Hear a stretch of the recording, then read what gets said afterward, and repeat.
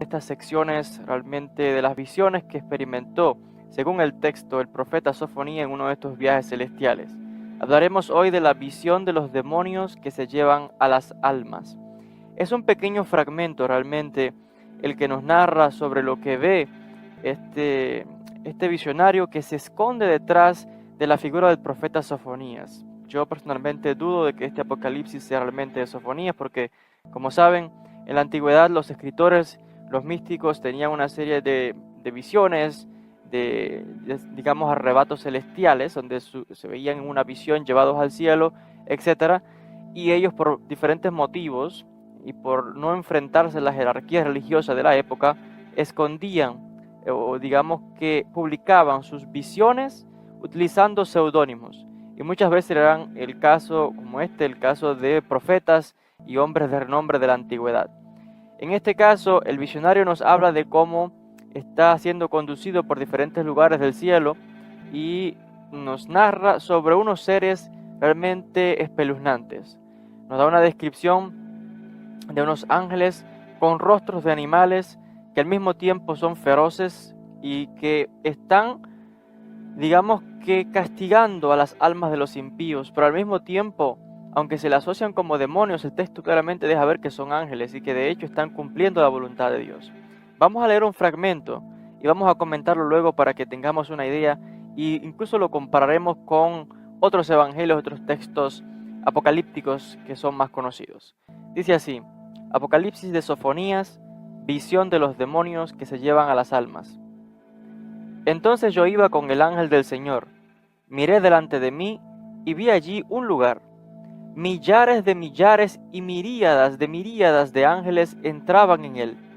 Sus rostros eran como el de un leopardo, sacando los dientes fuera de su boca como osos salvajes. Sus ojos estaban teñidos de sangre, sus cabellos sueltos, como los cabellos de las mujeres, y tenían en sus manos látigos de fuego.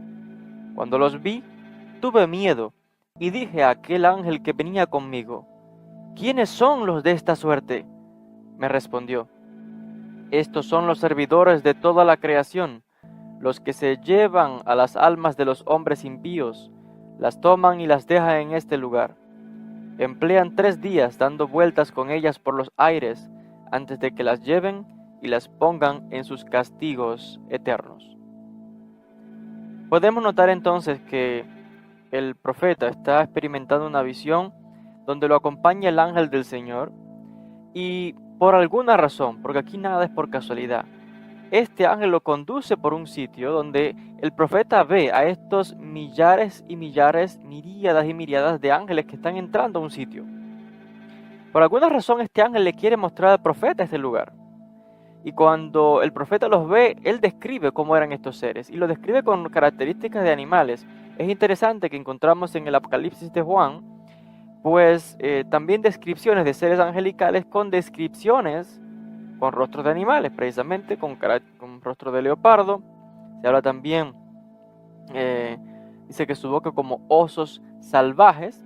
También encontramos muchos textos antiguos en los primeros momentos del misticismo judío, donde cuando se habla de aquellos que están alrededor del trono, la Merkabá, pues también se le dan características de animales, el toro, otro con cara de ser humano, otro con cara de águila, etc.